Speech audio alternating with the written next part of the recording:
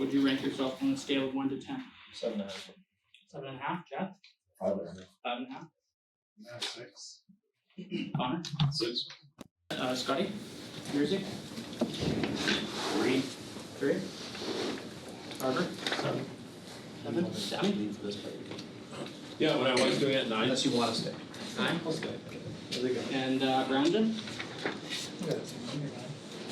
Yeah, so my intent is that at the end of this, either you have the mindset that you can get higher, right? Or you kind of just reflect and say, hey, maybe I'm not as high as I thought that I was.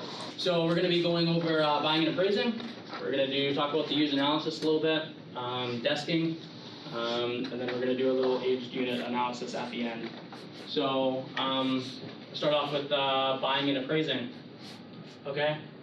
So the big thing with this for me is, do you know what to buy, right?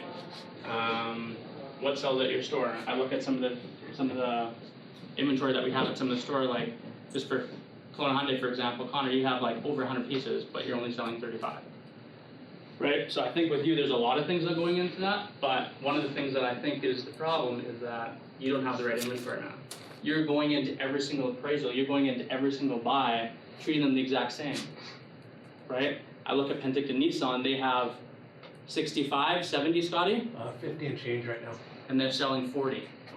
Why do you think that is? It's because they've mastered, they know what their customers want, they know what the fast moving pieces are, they know that when a Nissan or a Kia or a Hyundai come in, they can step up on that unit, right? But when a weird piece comes in that they haven't sold in 5 years, or they've never seen it, or an expensive vehicle, it's a luxury vehicle, well, they're appraising it a lot differently, right? I look at Kelowna Kia, right? We have some pieces, right? They're unique, they're weird, we never get any traction on them. So why are we buying them, right? Why did we appraise them the exact same way that we appraised every other car? Why didn't we actually like really analyze it and say, hey, right? Maybe this is a piece that we don't just do the normal math that we always do. Maybe this is a piece that we need to be $2,000, $3,000 back. Right? It's just gonna sit on the lot. We know it's not gonna sell, right? And I'm one of those guys, like, I'm in the car industry, guys. I don't like cars. I don't like them. I'm not interested in them. I don't have an emotional attachment to anything I touch or look at, ever. So when I do an appraisal, right, I have the same emotional attachment to a 2014 Chrysler 200 that's worth $4,000 to a brand new Mustang. Makes no difference to me. I have no attachment. I don't get more excited. All it is an investment to me. That's all I view it as. It's just a number, right? And what I'm thinking about when I go out there is how do I make the most money? Okay, a nicer unit doesn't mean that you're gonna make more money, guys, right? Obviously there's some financing aspects that can come into play with bigger reserves and stuff like that. But if you looked at it like the customer's paying cash, a $50,000 vehicle, you're gonna make the exact same amount of money than if it's a $10,000 vehicle if you're appraising it properly. Doesn't matter, that's a nicer car. A $10,000 vehicle could have a smashed bumper, smashed headlight, doesn't matter, right? So, do you know what to buy? What sells at your store, okay? Step up on the stuff that is fast moving, the stuff that's not, analyze it differently, right? Go back more, and definitely don't ever buy in a piece that's not a fast mover. It's better to not have that piece, right? Because you're just gonna end up having to give it away, right? What doesn't sell at your store, okay? So this is going into it, right? Figuring out ACV. So I think all of you guys know how to appraise a car, but let's just go through it again really quick, okay? First thing you're gonna do, you're gonna go outside to the car. You're gonna walk around the car. You're gonna find out what the recon of the vehicle is, okay? You don't need to be a mechanic, guys, to figure out what things need. You're gonna check the main things. You're gonna check the tires. You're gonna take it for a test drive. The things that I look for, does it need brakes? Does the air conditioning work? Do the windows work, okay? And then I'm gonna roll down the window and I'm just gonna see if it sounds weird. That's all I do. I don't know anything about cars, right? But I rarely make a mistake on appraisal, and that's all I do. So I'm figuring out what the recon is, okay? Then I'm gonna go inside. I'm gonna find out what the asking price is. So I'm gonna go online, okay? In the past, right, we used to be 85 to 90%. So we would go on Auto Trader, we wanna be on the first page, right? And we wanna be one of the first 3 choices, right? I think we've gone a little bit away with that, which I think is fine, right? I think in the past we were maybe too low, right? Now I think it's kind of just like, it's a flavor of the day, right? It's just like, I sell used cars, but like, am I really in the game? Am I not in the game? right? You definitely don't ever want to be the most expensive guys, right? So you have to figure out what the ACV is going to be, right? And then you're going to start completing the math, right? So found out the ACV. I know what my recon is. I know what my pack is. So I'm going to go asking price minus my recon, windshield, tires, whatever I think it is. I know the mechanic's going to find another $700 or $800, right? If it's a 2014 Santa Fe with 130K, guys, the recon's going to be $2,500 to $3,000. It's not going to be $700, right? A newer vehicle is going to be less. An older vehicle, they're going to find that shit, right? Then you got the pack, right? Take out the pack. Then how much gross do you want? On a fast moving piece, yeah, maybe $2,000 is $2,500, right? We're going to hold, we know it's a fast mover, it's going to be in, it's going to be out. But on a piece that we're taking a chance on, an expensive piece, a luxury piece, guys, 3K is probably not even enough. Maybe you want 10K, maybe you want 8K. And you have to confidently be able to tell the customer that, listen, this isn't a fast moving vehicle. It's not a truck market right now. If you have a truck that comes in, listen, it's just not the market we want to be in right now. I got 8 trucks outside, they're not moving, right? I got to be sharp on this vehicle, I'm sorry, right? You got to be able to talk to the customer like that, educate them. So that's how you figure out ACV. Okay, moving on. This is now going to be a little talk about use analysis. Okay, a lot of times the analysis is the same thing with some of the other ports is I got to do the analysis because I got to send a note so that JK can see that I did it, right? That's not why you want to do the analysis, guys. The analysis is really for the person that's doing it to really analyze their entire used car department. It's not just about checking pictures and it's not just about checking price. It's the entire department. Spend time on it, right? Connor, let's use you for example. So, how often do you do an analysis and how long do you spend on it? It takes me about 2 hours. Okay. And I do it once a week, other than the odd time, so it doesn't get done. But once a Okay. What about you, Scotty? I think Stevie does it. How much time does he spend on it? Probably an hour, hour and a half, and spend once a week without fail. Okay. So when I did the analysis, guys, I did it every second week, and it would take me somewhere in the ballpark of 8 hours. And I still think that it wasn't long enough. So if you want to have a gross profit of $1 million in the used car department, and you're only spending 2 hours every 2 weeks, that doesn't really add up to me.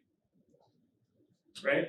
It's the same thing for you, Mirzi, right? I should have asked you, but if you're only spending 2 hours every 2 weeks and you want your used car department to be making $1 million, that doesn't add up to me. If you spend more time, maybe it's really a $1.5 million operation. Right? I spent 8 hours, guys. I would get there at 10 o'clock in the morning, and I would be doing it probably, I was stressing at 5:30 because I still fucking wasn't finished. Right?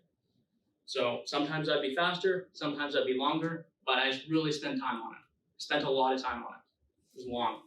It was tiring. But every time I did it, what would happen every time I did it? have our leads would go up. Boom, skyrocket eye leads, skyrocket volume.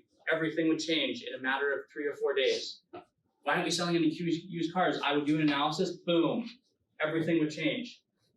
It'd be an immediate spike, right? So we use analysis, okay? Are you spending time on the website? That was always part of my analysis. I'm going on the website, I'm checking the website, does it work? If I was a customer and I went online, and I used the mobile app, and I used the computer app, what kind of customer was I? Was not an old customer, was I a young customer? I'm going on the website, I'm checking it. I'm making sure our website works. I'm making sure that the lead generators, they work. I'm making sure that it's easy for the customer to fill one out, right? I would always think in my head, if I was an older customer, like 50 or 60 or 70, and they were on our website, could they use our website? Could they fill out a lead? Could they figure it out? Right, an older person. So I'm checking our website. I'm making sure that, right, what I want the customer to see is what they're seeing, right? So, right, is the website easy to use? Make sure you're going on the mobile, guys. We always check it on the desktop. Nobody uses the desktop as customers. We use it. Customers don't use our desktop. They use our mobile. So I'm on my phone. I'm going through our mobile app, making sure that the little buttons on the phone work, right? I can go to our used cars. I can search in the search bar. It actually pops up. I have our clearance pieces at the top. My clearance pieces look good, right? You know, then they go into my vehicle display page. My pictures look good. My stores look good. Okay? Right? So I said, hey, could your parent or your grandparent use it? That's how you have to think about our website. Is it easy to use?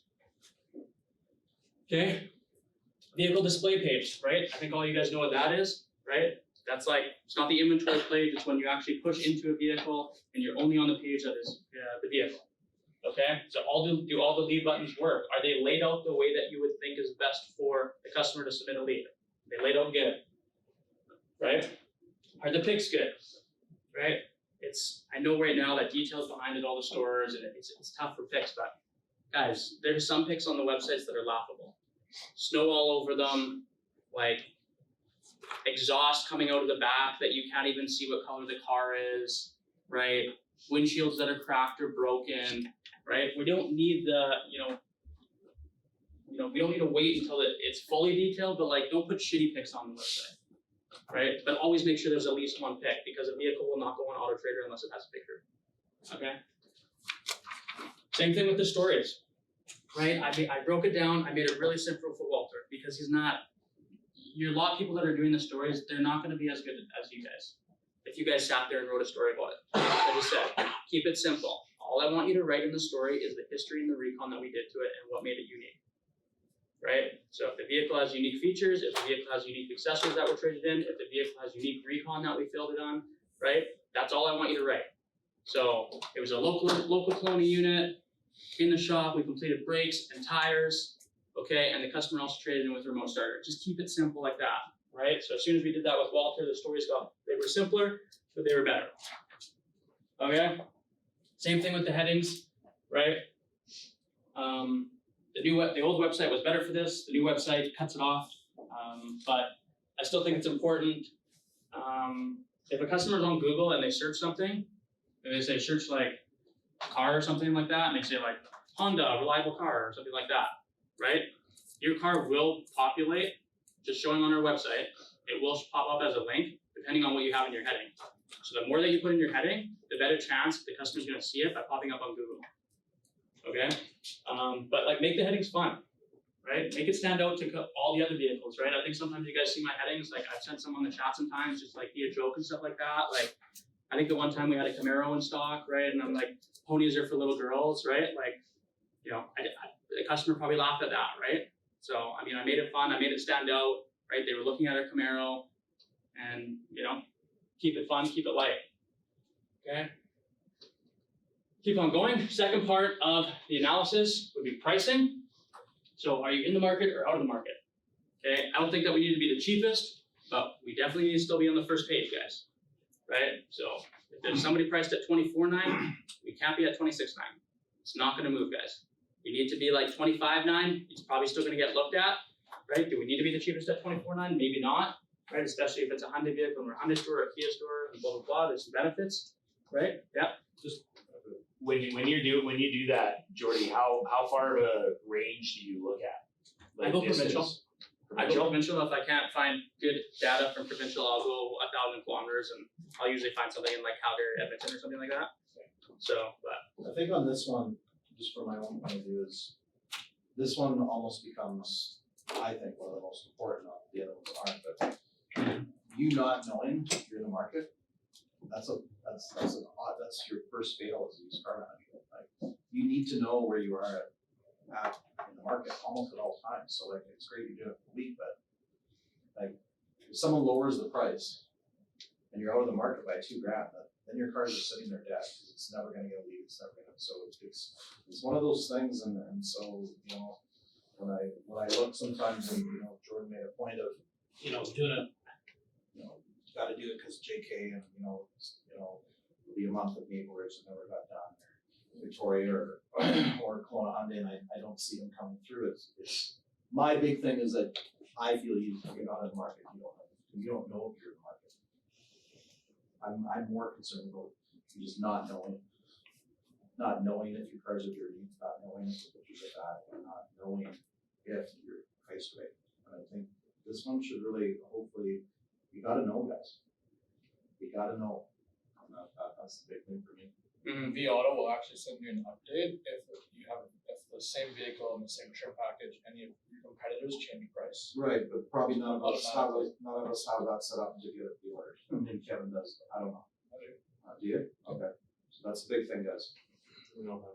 Be able to, They'll use inventory reports. okay, well, maybe that's something we gotta look at. Yeah, I mean, you'll know if you're in the market, guys. If you have 100 vehicles in stock, you're selling 50. If you have 80, you're selling 40. If you have 60, you're selling 35. Like, cut the inventory in half. That's really what you should be doing for the highest end used car operations, right? So, I mean, if you think your pricing sharp and you're only selling 30% of your inventory, it's not sharp. Because you would be selling it. Okay, after pricing, you want to go display. Can I just ask one question? Do you also double check, like, whenever I'm pricing a vehicle, I always do 1 year? What would you recommend to the team? I would do the same year, but if I can't find anything, then I would do a 3-year range. So usually you can find something in the province, but for example, like on trucks and stuff like that, sometimes there's not a lot out there, so then I would go to like, I would do one older and one newer, and then I can get a really good gauge on what that is. Or like a luxury piece or something like that, Okay. you probably have to do that. But normally you can use you can find something that's pretty close kilometer wise, right? So yeah, this next one, display, used car showroom, the lot, and customers find the car. So there's lots that go into the display. The first one would be the lot. Does the lot look good? If the customer came down, would they be able to find the vehicle that they found online? Sometimes they don't want to talk to you, right? When they come in on Sundays, because every person in Kelowna knows that the stores are closed on Sundays, probably the same in Victoria, right? They're coming down here, guys. They're trying to find their car. Can they find it? Or is it has tons of snow on it? It's in the back with a bunch of other service cars and they can't find it and they don't know where it is. Right? Or can they actually find it? So people are going to come on and they are going to look at the car. Right? So display, it has to be good. I challenge the guys that live in the Okanagan, drive through Kelowna Kia at any time. It is mint.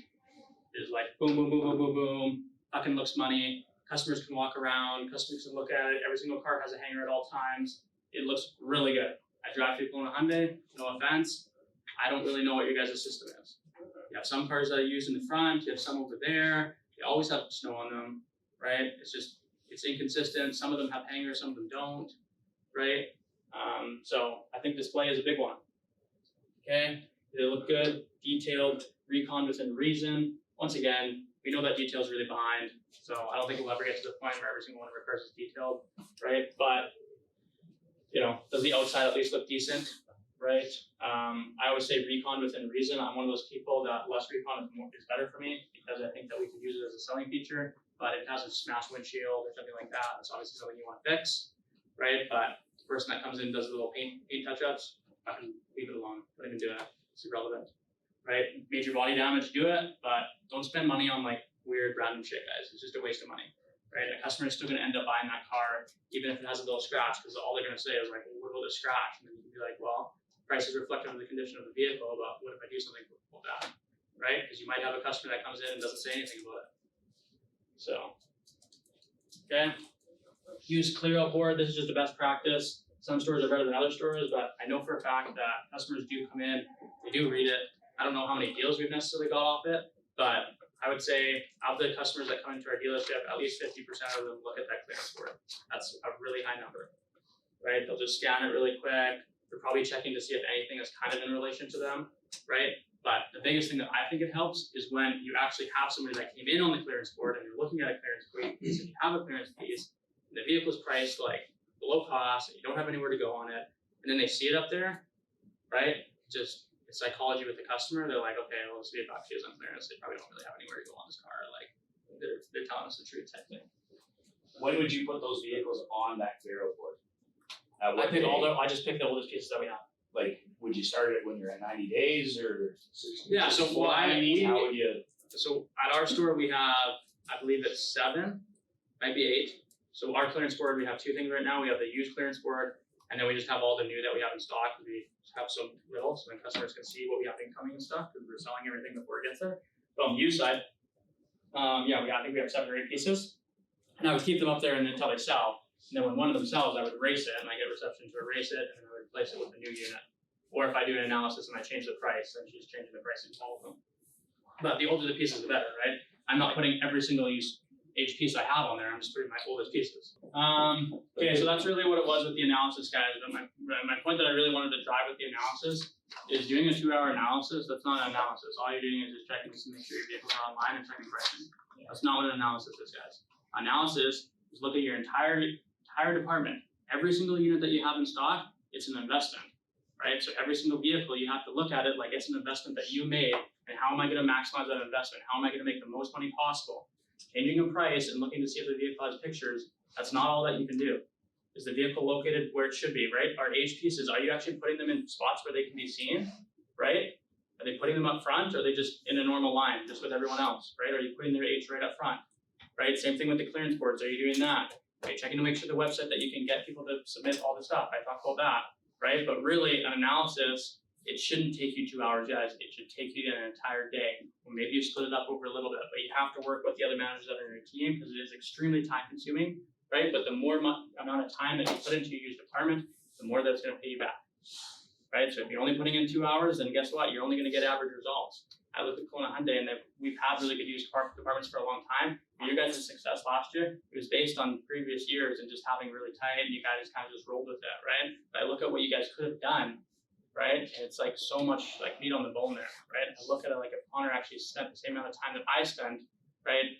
There's no chance that Penticton Nissan or Kelowna Kia would have any chance to beat Kelowna Hyundai in volume, ever, right? If you just would have spent a little bit more time, and I'm not saying that you did anything wrong, because I think you get pulled in a lot of different directions, but the point that I wanted to make is you have to talk with the rest of your team, and you have to put a plan in place in regards to like, hey, yes, this is the day that I'm gonna focus on used once every 2 weeks. And guess what? I'm probably gonna be spending the entire day doing it. Like I literally went out and touched every single car every 2 weeks. I got up from my desk, and I fucking touched every single unit. Physically touched them. Physically walked around them and touched them. Right? How many, like, Every time you. every single car. I'm like, fuck, I haven't touched this one. Sometimes it would be super annoying. In the winter, it's pouring rain outside, it's snowing, right? Fucking trucking all, fucking walk up the ramp, check this unit, I'm walking all around it. This is my investment. How am I gonna make this car my most amount of money? And every single unit was a little bit different, right? Some I'd be like, okay, I gotta do this. Some would stink. Some would look really shitty, and I'm like, hey, well, that's why it hasn't sold, it stinks, right? Or I go on and I'd say, hey, Walter, we gotta redo all these pictures. These pictures just, they have snow on them, or we just have to redo them all. It's not working. Let's change the way that it looks a little bit. Or I change my heading, or I change the pricing, but every single one is a little bit different, and every single unit you have to treat as an investment. It's not a car. It's an investment on how to make the most money possible. Okay? Really good. I wanna ask this to everyone. If you guys all had $10,000 in your checking account today, and then I went this way, and at 3 o'clock it was gone, would you know? Yep. So how do we not know when a car is missing? How do we not know when there's a deal missing? And I know I'm beating you up here a little bit, but think about it the same way. I guarantee, Brandon tells me all the time, hey, I didn't get, the money didn't go in my account or stuff like that. The guys, he knows if, the $100 didn't go in his account from an expense, then he looks at it and sees it, and I'm saying like, if your money was gone out of your own personal accounts, you guys would know. But our goal is that you own your used car department. You own it. It's your baby. So you should know what's on that lot. You should know if a finance manager rolled a unit and it's not on your lot the next day. Because you did a lot walk and where's my 2016 truck? Where'd it go? Guys, where's that truck? Oh, we rolled it in the unit. We rolled the guy yesterday. What? Where's the deal? Like it has to be like that. You have to know, especially if you have 70 units. Like I think you guys should know, and I think the guys that I'm beating up here a little bit, Chad, but you gotta know that. You gotta know every single unit, 24/7. Where it is. Then you're gonna be the #1 used car guy in the room. And I think everybody should have that sort of passion about it. If we're gonna go into this with being, one of our pillars is used cars, and we're gonna dominate, then we need a lot more passion with used. And so, I really wanted to stress that. Okay?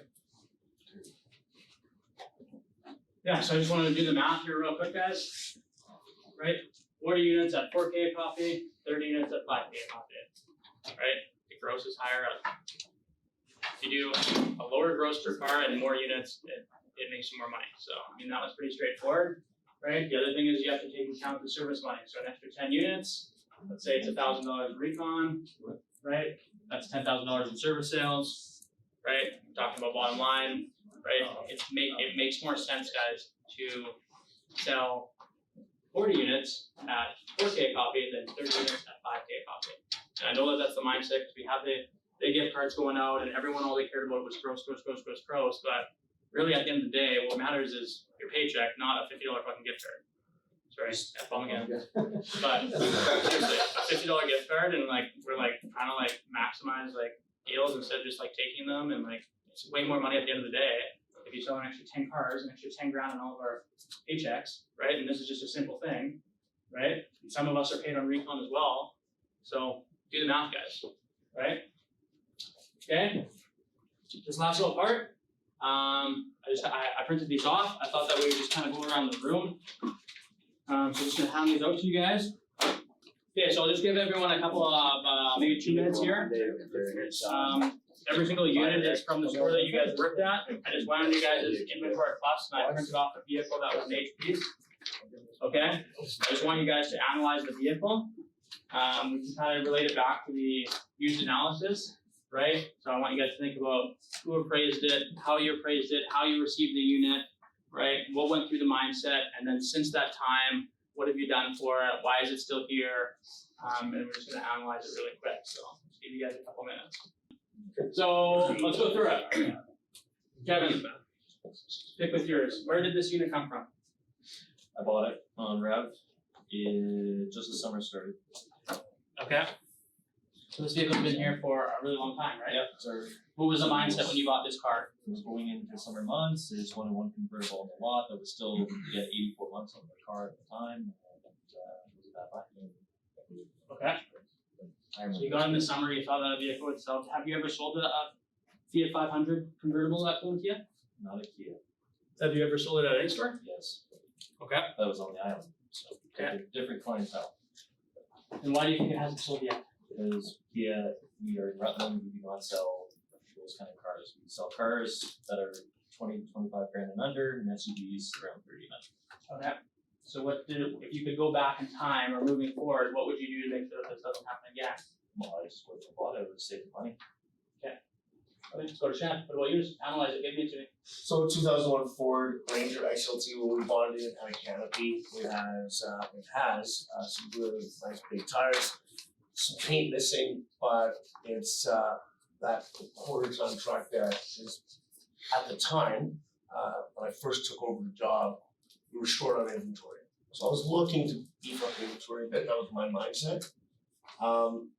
Definitely put more money into it than I should have. I went a bit rich on it because I thought the tires and the canopy gave it some value, and it being a Ford Ranger. But it's completely proved me wrong, and I've learned a lot from this vehicle. We've since managed to sell the canopy and make a little money off it. But yeah, it's as soon as I found out, I'm like going on. I look at this truck every day. I know we've lowered the price now. We're taking it at $3 grand loss on our price on it right now. We may have to lower the price again and get Right. it. So like if you were to think back, the way that you appraised it, the way that you brought it in, you just spent way too much money on it. Yes, I was new to the role. I was a little overzealous, and it was a horrible mistake on my part. Okay. Nice. Take on. Let's do yours.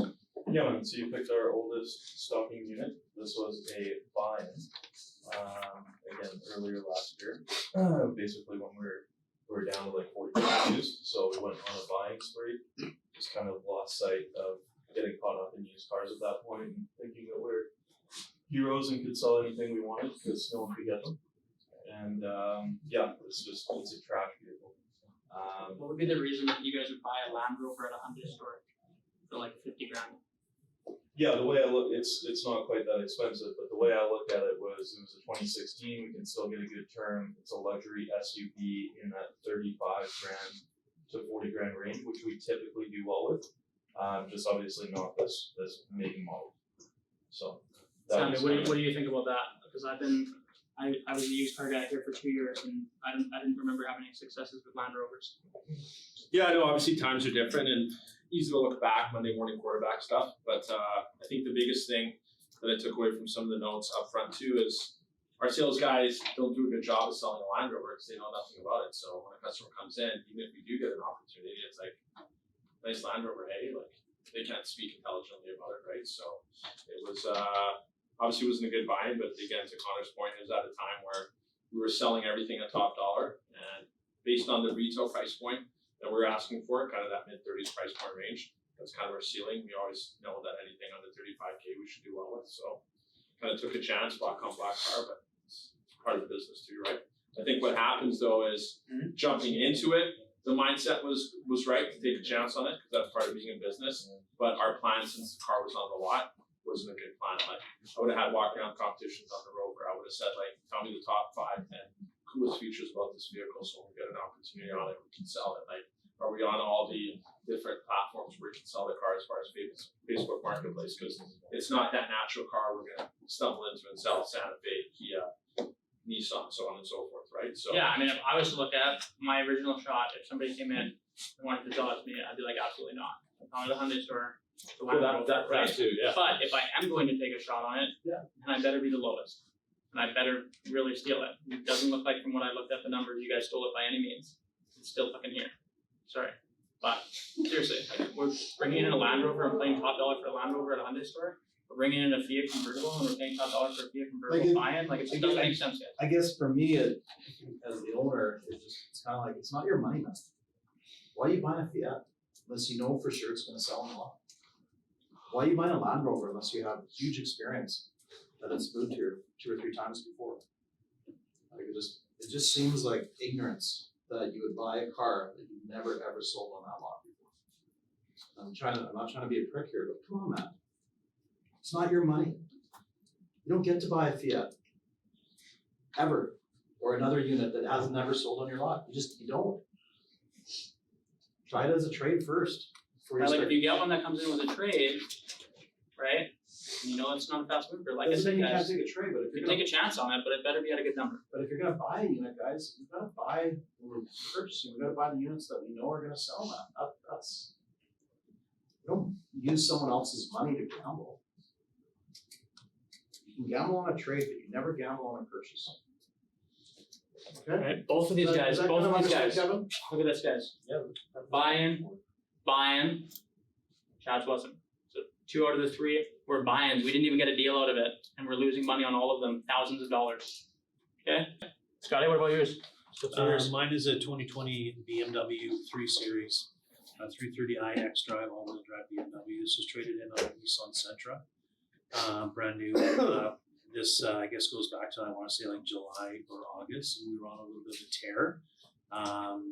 Took a chance with an appraisal on a new car, and this was my appraisal. And at the time that it came in, when I did the research, I wanted to be kind of like, I didn't want to be the lowest, but I didn't want to be the highest. So I kind of put a number on it to be kind of in the middle based on kilometers and condition. It's a gorgeous car, but yeah, miss so far. Mm-hmm. So we've gone through a couple now. So we have buy-in, technically a buy-in. Yeah. Right? And we have luxury. Okay, let's keep on going. Yes. Ours was a trade-in. Yeah, Taylor traded it in. It's a Ford Explorer. We just really don't do well with Fords. Or on top of that, it's really large SUVs with very Hyundai. Like definitely Eco Town. Like these are our customers are all coming in like hybrid EVs or like small little cars. So we did actually hit this vehicle really hard. So the vehicle is super aged. The market is like we're well below market on this, and we still have factory profit. We've lowered it 3 times, so like we're literally lowest in of everybody. We just don't do well with Fords, but I don't know this price right now. We still have like 4 or 5K room. Okay. You guys are just accepting getting the card back, or Or 4K. Yeah, I mean, every like you get 5%? It's like, I know, it's like $3,000 lower than anyone else is out there. It's got the lowest mileage. Everyone else has 30,000K, we have 7,000 kilometers. It's not really a chargeback if you get the profit back. If you get the 5% on a stay, and we know it's gonna sell eventually. We knew it wasn't a fast turning piece, so we hit it really hard. So that's 7,900 kilometers on a 2020. But our cost is only 39 grand. The market's like 48, 49. Once again, no expensive unit, right? Maybe not luxury, but Yeah. expensive. Well, and like Brandon said, we're Eco Town and it's a V6 engine, right? We thought it was a good piece because of the low mileage, financeable, warranty. We didn't have Palisades, but There's two things I wanted you guys to do this. The first one is to analyze, right, and make sure that whatever your mistake was in this piece, it's okay to make a mistake, guys. But you have to learn from it, right? When I make a mistake, used car, I took a chance on something, I can remember my mistakes. I took a chance on a buying Genesis. Scotty probably still remembers it to this day. Guy came in, was all banged up, smashed everywhere. All he was looking for was like a couple grand. I think it was like he wanted like $4,000, right? I looked at him. There's like $5,000 of body work on this, right? But I think once we do everything, like, I think we're gonna be okay. But I knew he had brought it around to like all the different dealerships and different stuff like that. And I even brought it back to Robin. I had Robin look at it. Hey man, can you just like quickly rock around with me really quick? It's like Robin's like, yeah, man, I was just like really banged up and stuff. And you have to spend a bunch of money at the body shop, right? So I brought it in. I spent the money on it. So I spent the $5,000 in the body shop, but then it ended up needing $8,500 in the shop because it was from Calgary and it was part of the flood. Right? It was hard to what? Part of the flood. And it was part of the flood. Oh. So I always think back at that moment, there's a reason why people are buying their cars, so always are just trying to sell you their cars, right? But that's just one thing that like, I always learn from that thing. So anytime that somebody comes in with like tons of body damage, I'm putting it up in the shop, 100%. I'm not making that mistake again, that's just one example. But I look at some of the things around here and all of these things are things that, there was something that we could have learned from here, right? Buy vehicles that we're comfortable with, don't buy weird pieces, right? I know that luxury doesn't sell at my dealership, so why am I gonna keep on buying it, right? You know? If you know that, Kevin, I always blame him for this, but he's bought 5 VW golf sport wagons over 3 years. Every single one we've lost money on. But he keeps on going down that well. Let's try it one more time, Tatsky. And every single time we've not gonna lose money on it. He's like, learn that. We know that we're not gonna do well with a VW sport wagon, right? But it's the same thing for everything, right? So if you have an aged piece, look at it. Why is this piece here? How can I make sure that a similar piece like this is not gonna get aged? What could have I done differently? Maybe I think it to be cheaper. Maybe I just shouldn't have brought it in at all. Maybe I should have put it on trade route, right? Or, maybe it looks really bad, whatever it is, right? So, Can I just mention 2008 Tacoma. yeah, Signed up. sign the dash. So us, and I'm sure Vic to a degree as well, but most of our Genesis deals we are getting retail trades on, right? So we're also trying to like juggle this mindset of, okay, well, we're building a luxury building. We want to stock it with luxury vehicles because that's what it is. So we're still kind of in like that 50-50, like, we're taking in Infinities and Lexuses and stuff that are, Acura MDXs, 2021 MDX for $60,000 that I think Barb's actually sold for us last month, but stuff like that we know we don't do well with, but Sam and I'll sit down and say, oh, okay, well, like we need the Genesis deal, so we're gonna have to step up $1,000 on this trade to get the Genesis deal because we really want to get those Jenny deals and RDRs, right? So we're also getting stuck with these luxury trades that we almost feel like we have to take to get Genesis deals. So I'm struggling with that too. I might pick your brain a little more on that, but Yeah, you just have to analyze it. It's one of those things you have to weigh back and forth. I need to appraise the vehicle high enough that I can get the deal, but low enough that I can still make money on it. So, I think the biggest thing that we could be comfortable with, and this is what I tell Eric, is as all of our stores company wide, we coach on being under 90 days. But like I'll be appraising some of these vehicles and V-Auto will literally tell me average market day supply is 250 days. right. So the average dealership takes 10 to 12 months to sell the car. So we can be comfortable knowing that we're not gonna sell this car in 90 days. It is going to take 10 to 12 months. It's a smaller market, We right? have 'Cause to it's know high. that. But then the market changes so drastically on a year-old car. We also have a 2020 Range Rover right now that I bought like $15,000 back of market value. And within 3 months, it's now at market value of my Just cost. any of those off-mix ones, you have to check the market day supply and know going into it how long you're expected to have it for. So I'm always cognizant of that when I'm appraising my car. Inventory plus doesn't allow for that, right? It does. It does? Right. Okay. Just have It to tells turn you it how on. long the average market cycle at a dealership is for that vehicle from price to sale. I think the luxury stuff like that is like the same thing with trucks. Like, Well, I check that on every car. Put it on Not trigger just now. luxury. why do you need to keep it? You know it's not gonna move fast. Put it on trade rev. Like, Sorry, these would be deals that we are trade revving and we're still you getting. still won't get close, enough. right? Well, should that tell you a little bit that maybe it's not a bad mover? Maybe it's like something that you should step up on. Like, I get it, we want Texas deals, but like, Right. there's obviously luxury people that are bidding on the car on trade rev. So if you guys are putting like $5,000 higher than something on trade rev, just because you guys want the deal, well, maybe the customer doesn't want. He's obviously shopping other places. He's getting similar values. Anyone that's in the market, especially if he's shopping us against luxury stores, they know how much they have to be back. Mhm. Lexus, Mercedes, BMW, whenever I call those stores in the past, like when we had stuff, I was shocked about how low the values that they would give me on them, They hit them hard, yeah. right? So that's what I'm saying, like on stuff like Hyundais and Kias and stuff like that, when we're just like, we do the simple math, see $3,000 back, or whatever it is, after recon, right? Okay, well, that's how they sell, that's the mold. Luxury stuff, maybe it's 8K, maybe it's 10K. But on every single thing, like I bet if you do a couple things where you call like a BMW store on a BMW, the value that they're gonna give you on that vehicle, like they'll probably be $1,000 light on what they should because they're trying to steal it. But even if you added $1,000, they're still shockingly low all the time. And it's like, are they really actually shockingly low, or they just know that vehicle's gonna sell in a lot for a long time because it's luxury piece? Right? So anyway, that's all I got. Awesome. Thank you. Thanks, Jordy.